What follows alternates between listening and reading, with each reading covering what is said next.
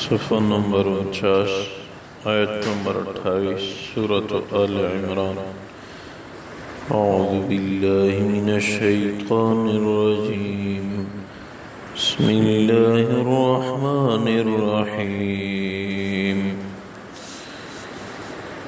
لا يتخذ المؤمنون الكافرين أولياء من دون المؤمنين ومن يفعل ذلك فليس من الله في شيء إلا أن تتقوا منهم تقام ويحذركم الله نفسه وإلى الله المصير۔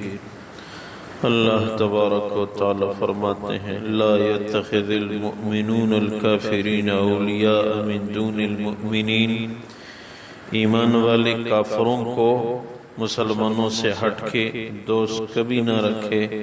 وَمَن يَفْعَلْ ذَلِكَ فَلَيْسَ مِنَ اللَّهِ فِي شَيْءٍ، جس نے یہ کام کیا اس کو اللہ سے کوئی تعلق نہیں۔ إِلَّا أَن تَتَّقُوا مِنْهُمْ تُقَاةً، ہاں اس وقت اگر کافروں سے کوئی واضح خطرہ ہو۔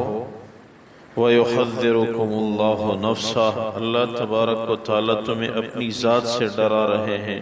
وَإِلَى اللَّهِ الْمَصِيرُ، اللہ کے ہاں لوٹنا ہے۔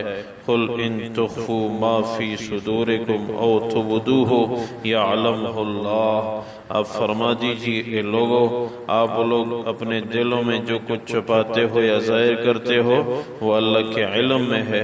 وَيَعْلَمُ مَا فِي السَّمَاوَاتِ وَمَا فِي الْأَرْضِ وَاللَّهُ عَلَى كُلِّ شَيْءٍ قَدِيرٌ، اللہ جانتے ہیں جو کچھ آسمانوں میں ہیں زمینوں میں، اللہ تبارک و تعالی ہر چیز پہ قدرت والے ہیں۔ یوم تجد کل نفس ما عملت من خیر محضرا، وہ دن یاد کر جس دن ہر آدمی اپنا کیا ہوا اچھا عمل پائے گا۔ وما عملت من سوء، اور جو برا عمل کیا ہو وہ بھی پائے گا۔ تود لو ان بینہا وبینہ امدا بعیدا، یہ انسان خواہش کرے گا کاش میرے اور میرے اس برے فعل کے درمیان دور کے فاصلے ہوتے۔ وَيُحَذِّرُكُمُ اللَّهُ نَفْسَهُ، اللہ تبارک و تعالیٰ اپنی ذات سے تمہیں ڈرا رہے ہیں۔ وَاللَّهُ رَؤُوفٌ بِالْعِبَادِ، اللہ تبارک و تعالیٰ اپنے بندوں پہ مہربان ہے۔ اللہ تبارک و تعالیٰ ان آیات مبارکہ میں یہ ترغیب دے رہے ہیں مومن سے اپنا تعلق مضبوط بنائے، مسلمان کافروں سے دوستی نہ رکھے، مسلمان سے دوستی بنائے۔ تو کیا کافر سے کسی بھی وقت دوستی جائز ہے؟ ہاں اگر کہیں ان سے شدید خطرہ ہے اور آپ حکمت والا راستہ اختیار کر کے دل کی دوستی نہ ہو، زبانی دوستی آپ چلائیں کہ مجھ سے اوپر عہدے پہ ہے مجھے تنگ کرے گا، یا اور کوئی ایسی بات ہو جس میں خیال ہے کہ زبانی دوستی دکھا کے میں نجات پا سکتا ہوں، تو وہاں گنجائش ہے۔ باقی دل کی دوستی کی اجازت کافروں کے ساتھ قطعاً نہیں ہے، بلکہ قرآن نے صاف فرما دیا کہ جس نے اس جرم کا ارتکاب کیا اس کو اللہ سے کوئی دوستی نہیں، کیونکہ دشمن کا دوست کبھی دوست نہیں ہو سکتا۔ دشمن کا دوست کبھی دوست نہیں ہو سکتا۔ جو اللہ کے دشمنوں سے دوستی رکھتا ہے وہ اللہ کا دوست کیسے ہوگا؟ عبید اللہ سندھی رحمہ اللہ تعالیٰ علیہ نے لکھا ہے کہ مسلمانوں میں من جملہ کمزوریوں کے ساتھ ایک سب سے بڑی کمزوری یہ آ گئی کہ کافر کے مقام کو اچھا سمجھتا ہے اور اپنی حیثیت کھو چکا ہے۔ مسلمان کیا ہے جی؟ کچھ بھی نہیں، نماز پڑھ رہا ہے، کیا مل گیا؟ کچھ بھی نہیں۔ لندن والے کامیاب ہیں جی، نیو یارک والوں کی بڑی اچھی زندگی ہے، ماسکو والے بڑے خوش ہیں، بیجنگ والے مطمئن ہیں۔ یہ ہلاکت کا راستہ ہے۔ مسلمان اپنے مقام کو کھو گیا ہے۔ مسلمان کی جو شان ہے وہ کافر کی کہاں ہو سکتی ہے؟ یہ مغالطے کا شکار ہو گیا یہ مسلمان، جب کفر کو دیکھ کے ان کو بڑا سمجھتا ہے، یہ بس اس کی نزولی، اس کا تنزل شروع ہو گیا، اس کی ترقی بند ہو گئی۔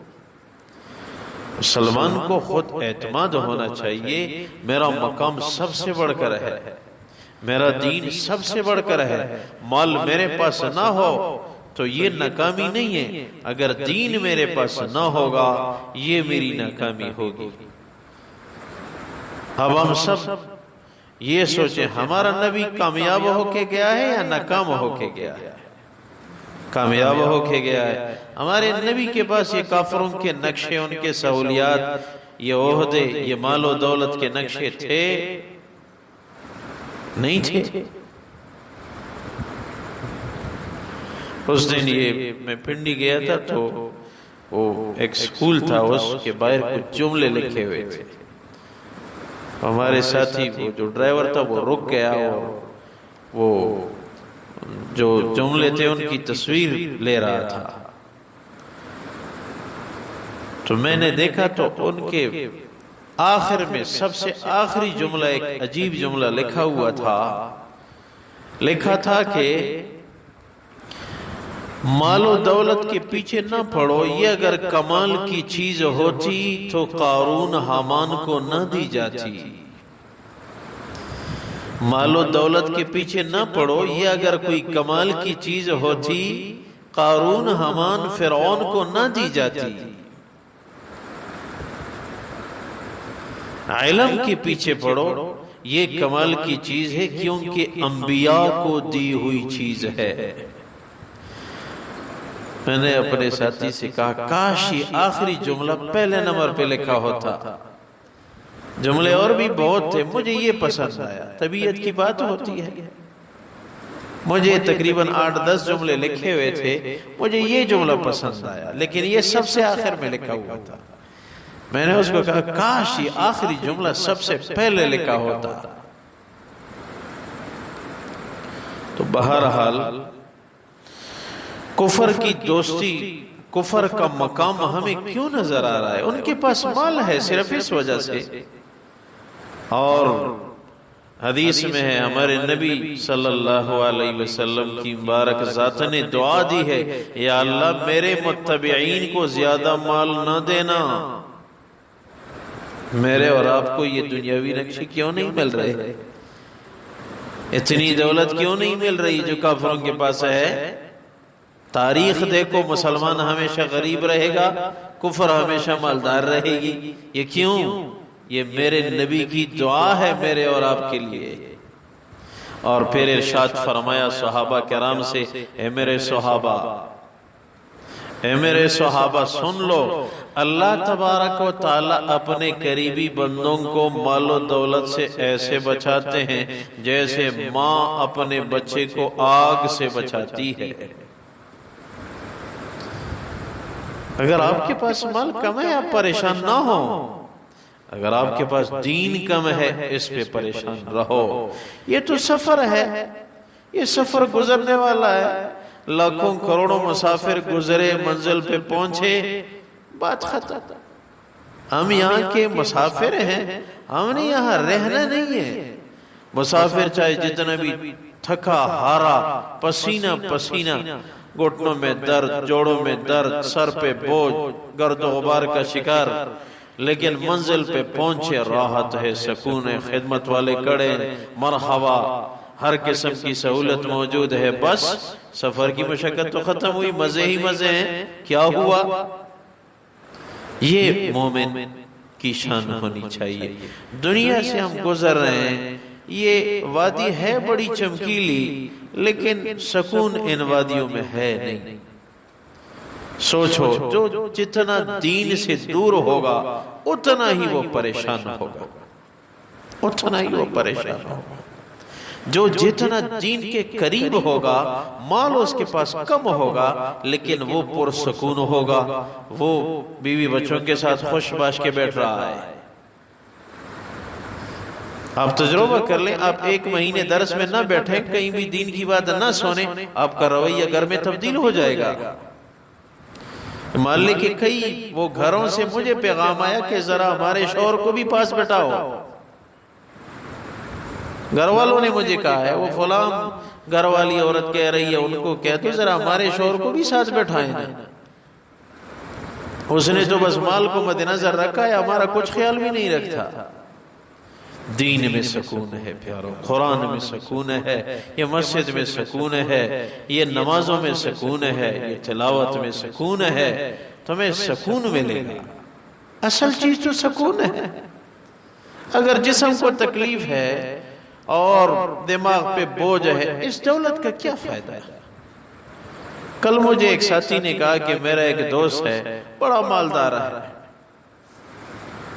اربوں کی بات ہے، کروڑوں کی بات نہیں، اربوں کی بات ہے، لیکن بیچارہ رات کو گولیاں کھا کے وہ آرام کرنا چاہتا ہے، ویسے اس کو نیند نہیں آتی۔ میں نے کہا پوچھیں اس کی نماز 5 وقت کی نہیں ہوگی؟ اس نے مجھے کہا 5 وقت تو چھوڑ، 1 وقت بھی بمشکل۔ پھر تو یہ ہوگا نا۔ پیارو تم خوش قسمت ہو، جماعت سے نماز پڑھی اور 5 نمازیں ادا ہو گئی، آرام سے بیوی بچوں کے ساتھ مل بیٹھ کے کھایا۔ ایسے اور دنیا میں تو جنت تو دنیا میں نہیں ہوگی۔ اگر آپ یہ سمجھتے ہیں کہ جنت دنیا میں مل جائے، میرے 80,000 خادم ہوں اور بڑے بنگلے ہوں، یہ تو نہیں ہو سکتا، یہ کبھی بھی نہیں ہو سکتا۔ یہ دنیا ادھوری ہے، اس میں امیدیں پوری نہیں ہوتی۔ اگر ایک امید پوری ہوتی، یاد رکھنا، اس سے 10 گنا بڑھ کے امید اور دل میں اگ آتی ہے۔ وہ امید پوری اب نہیں ہوتی کہ اس سے 20 گنا بڑھ کے امید دل میں اور نمودار ہوتی ہے۔ وہ امید اب پوری نہیں ہوگی کہ اس سے 1000 گنا بڑھ کے امید اور دل میں اٹھ آتی ہے۔ دنیا امیدوں کی تکمیل کی جگہ تو نہیں، یہ تو سفر ہے، امیدوں کی جگہ آخرت ہے۔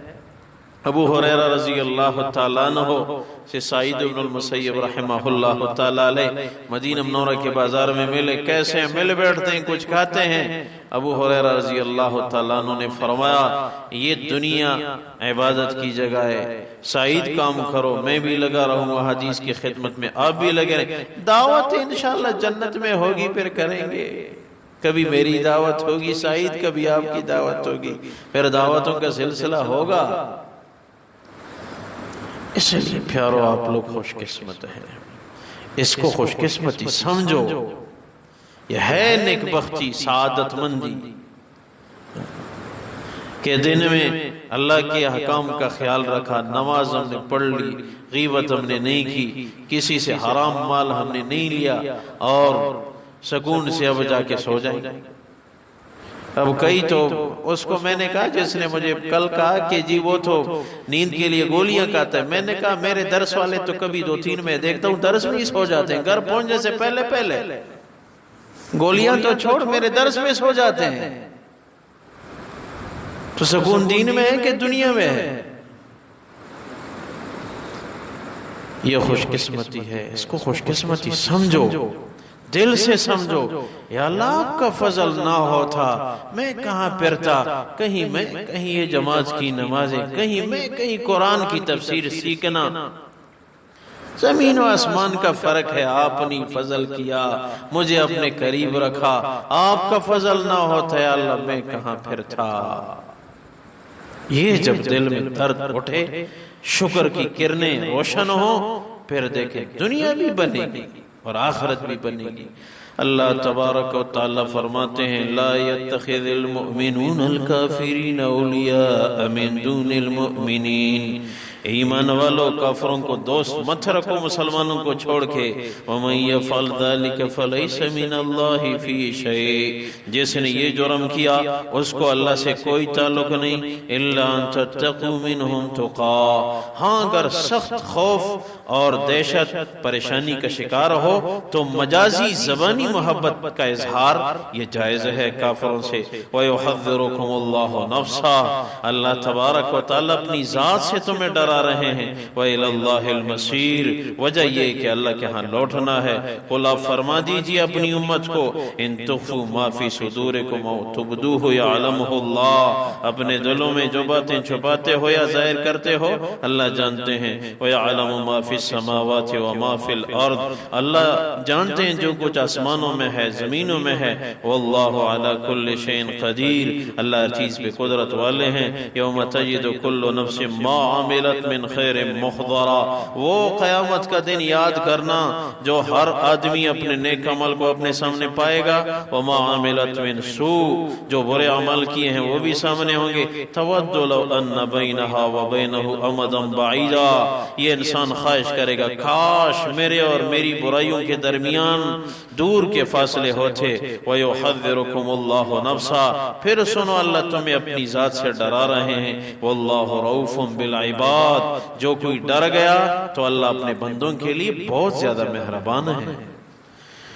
اے اللہ کرم فرما، فضل فرما، رحم فرما، سکون اطمینان عبادت والی عاجزی والی زندگی نصیب فرما۔ اے اللہ نماز پہ ہمیں شکر ہے، قرآن سننے پہ ہمیں شکر ہے۔ اے اللہ حلال رزق اگرچہ کم ہے ہمیں 1000 دفعہ شکر ہے۔ یا اللہ اگر کافروں کو اپنی دنیا مالی نقشوں پہ فخر ہے ہمیں قرآن پہ، نماز پہ، مسجد پہ 1000 دفعہ فخر ہے۔ یا اللہ اہل ایمان کو استقامت نصیب فرما، اعمال صالحہ والی زندگی نصیب فرما۔ یا اللہ اس ملک کو قرآن حدیث کے واسطے قائم و دائم فرما۔ یا اللہ آخری خاتمہ بالخیر، جب بھی موت ہو ہمیں نصیب فرما۔ ربنا ظلمنا انفسنا وإن لم تغفر لنا وترحمنا لنكونن من الخاسرین برحمتک وکرمک یا ارحم الراحمین یا ارحم الراحمین۔